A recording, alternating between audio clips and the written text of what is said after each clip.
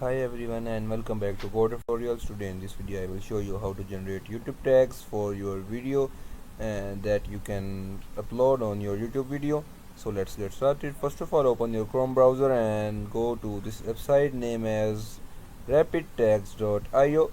So this is an AI based website that will help you generate tags. Just click on the search bar and paste your title that you want to make tags. As you can see that the different tags has been created for your video.